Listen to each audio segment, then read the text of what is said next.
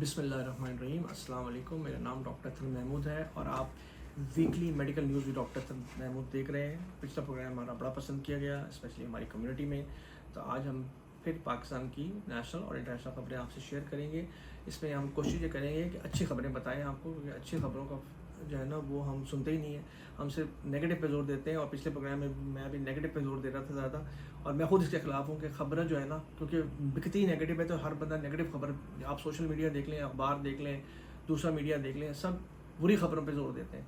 تو اچھی خبر، اور یہ بھی ریسرچ ثابت ہے کہ دنیا اتنی بری نہیں جتنی ہم لوگوں نے سمجھ لی ہے. آج سے 100 سال پہلے جیسے دنیا تھی اس سے بہت بہتر ہے. اسٹل اگر ہم یہ کہیں نا کہ ہم سے پچھلی جنریشن سے ہم بہرحال بہتر ہیں، تو اچھی خبر کی امپورٹنس ہے. تو اس لیے ہم اچھی خبریں آپ سے شیئر کریں گے. پاکستان کے والے سے ٹیٹنس ٹاکسائڈ کی بات ہوئی تھی. ہمیں باور حلقوں سے، یہ جو کیا کہتے ہیں، مقتدر حلقوں سے بتایا گیا ہے کہ ٹیٹنس ٹاکسائڈ جو ہے نا وہ انشاءاللہ نیکسٹ ویک سے اویلیبل ہوگا. میری استاد ہیں doctor senior consultant pulmonologist and I C U intensivist doctor Rubina Aman. ان کے مطابق اگر ہم میس امیونائزیشن کر دیں نا، وہ لوگ جو کہ پرون ہیں ٹیٹنس کو، تو اس کا بہت فائدہ ہوگا.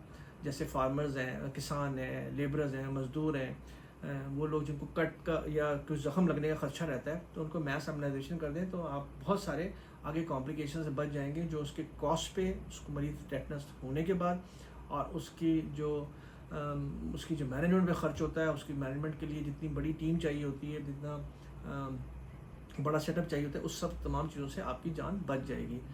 ایک اور اچھی خبر یہ ہے کہ سندھ گورنمنٹ نے ریبیز کے اوپر، یہ جو کتوں کے کاٹنے سے، یہ جو خارج زدہ کتوں کے کاٹنے سے بیماری ہوتی ہے، اس کو ریبیز کہتے ہیں، جو کہ جان لیوا بیماری ہے.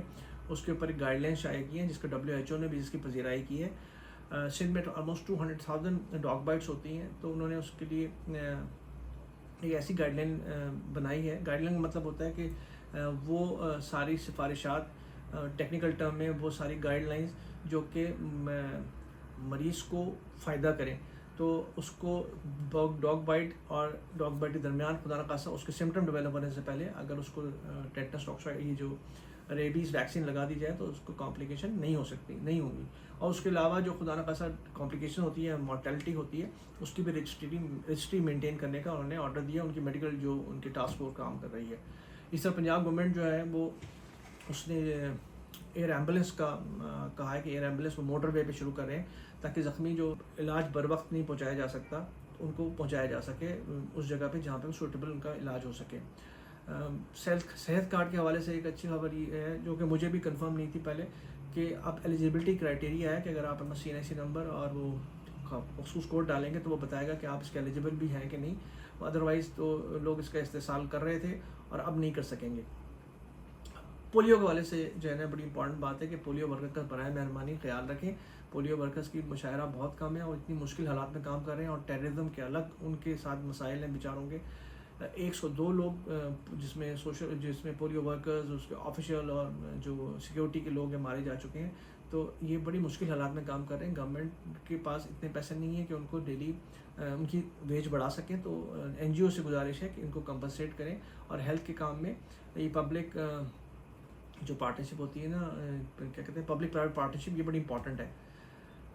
ایک اور بات بڑی امپورٹنٹ ہے کہ وہ یہ ہے کہ اکثر لوگ کو اسٹروک کے بارے میں یہ علم نہیں ہے کہ پاکستان میں اسٹروک سینٹرز ہیں، جہاں پہ اگر مریض کو ارلی پہنچا دیا جائے فالج کے بعد، تو اس کا علاج ہو سکتا ہے اور اس کو کمپلیکیشن سے بچ سکتا ہے. جس میں وہ ٹیکہ، جس کو TPA کہتے ہیں، لگا دیا جاتا ہے. جس میں یہ ضروری ہے کہ اس کو ہیمریجک اسٹروک نہ ہو، جہاں کہ خون نہ نکلا ہو، کلاٹ ہو، اسکیمک اسٹروک ہو. اگر وہاں اس ادارے میں CT اسکین کی سہولت موجود ہے اور نیورولوجسٹ کی ٹیم موجود ہے، تو وہ ادھر لے جائیں تو اس کی کمپلیکیشن سے بچ سکتے ہیں. اور میری ویسے لوگوں سے گزارش ہے جو ہیلتھ میں کام کر رہے ہیں گورنمنٹ سیٹ اپ پہ، کہ ایک اپنے اس پہ نیٹ پہ ایک نمبر آف ہاسپٹل یا نیم آف ہاسپٹل اور سرکاری اور پرائیویٹ ڈال دیں، جس میں یہ سارا مینیج کیا جاتا ہے. پنجاب کے 12 اسپتال ہیں سرکاری، اس کے علاوہ پرائیویٹ بڑے اسپتالوں میں بھی ہوتا ہوگا. مجھے یقین ہے کہ KPK سندھ اور دوسرے علاقوں میں بھی ضرور یہ کام ہو رہا ہوگا. تو لیکن انلسٹڈ نہیں ہے، نیٹ پہ بھی ہمیں مل نہیں رہا. تو یہ 4-5 پاکستان کے حوالے سے بہتر خبریں تھیں. اور ٹیٹنس کا میں نے بتایا انشاءاللہ اویلیبل ہو جائے گا. انٹرنیشنل خبروں کے اگر ہم بات کریں تو ایک خبر ہے کہ جیسے میں نے آپ کو بتایا تھا، ایک ہارٹ فیلئر ہوتا ہے جس کے اندر ہارٹ کا پمپ پریزروڈ ہوتا ہے، انجیکشن فریکشن 50% تک ہوتا ہے. اور اسپیشلی عورتوں میں ہوتا ہے تو ان عورتوں میں ایکسرسائز کرنے کے بہت فائدے ہیں. اسپیشلی اگر 3000 اسٹیپس ڈیلی کر لیں اور 10 گھنٹے سے کم اپنے سیڈنٹری آورز رکھیں, یعنی کہ سیڈنٹری کا مطلب جس میں وہ کوئی کام نہیں کرتے, سونا, لیٹنا یا کوئی کام نہ کرنا ہے, تو اس سے ان کا heart failure with preserved ejection fraction اس ہارٹ فیلئر سے پہنچنے سے وہ بچ سکتی ہیں. ایک اور خبر ہے ایستھما اور سی او پی ڈی کے حوالے سے کہ اگر ایستھما اور سی او پی ڈی کو ارلی ڈیٹیکٹ کر لیا جائے, ایستھما دمہ اور سی او پی ڈی لنگس کی بیماری ہوتی ہے, اگر ارلی ڈیٹیکٹ کر لیا جائے تو اس کی لانگ ٹرم کمپلیکیشن کم ہو جاتی ہیں. گو کہ ابھی ریسرچ لیول پہ ہی کام ہو رہا ہے, لیکن کہتے ہیں کہ اگر ہم پرائمری لیول پہ, پرائمری ہیلتھ کیئر لیول پہ ایک کویشچنیئر بنا لیں, ایک سوال نامہ بنا لیں جس میں اس کے جو سمٹمس ہیں اگر مریض سے پوچھیں, جو کہ مریض کو بھی پتہ نہیں ہوتے, تو وہ اگر مریض کو بتا نہیں سکتا, مریض کو جیسے کف ہے اور وہ کف اس کو خاص سیزن میں ہوتا ہے, تو اگر اس طرح کویشچنر بنایا جائے اسپیشلی دمہ کے حوالے سے یا ایون سی او پی ڈی کے حوالے سے, تو کمپلیکیشن سے بچ سکتے ہیں. باڈی بلڈرز کے حوالے سے خبر ہے کہ اینابولک اسٹیرائڈ جو ہے لیور فیلئر کا باعث بن رہے ہیں, اور وہ کیونکہ بغیر کسی پوچھے استعمال کرتے ہیں, زیادہ سے زیادہ ٹرینر سے پوچھتے ہیں, ٹرینر بھی جو ہے نا فزیشین نہیں ہوتا, نہ کلینیشین ہوتا ہے. تو باڈی بلڈرز سے استدعا ہے کہ ورزش ضرور کریں, باڈی بلڈنگ بھی ضرور کریں, لیکن اینابولک اسٹیرائڈ اگر استعمال کرنا چاہتے ہیں تو کلینیشین سے ضرور پوچھ لیں تاکہ وہ آپ کو فٹ کرے کہ آپ اس کام کے قابل بھی ہیں, اس دوائی کو لینے کے قابل بھی ہیں کہ نہیں ہیں. میں نے آپ کو ویپنگ کے حوالے سے پروگرام کیا تھا. ویپنگ جو ہے نا وہ is as bad as smoking and should not be to use as a first resort. پہلا طریقہ نہیں چلنا چاہیے اسموکنگ کوئٹ کرنے کے لیے, یا آخری طریقہ ہونا چاہیے.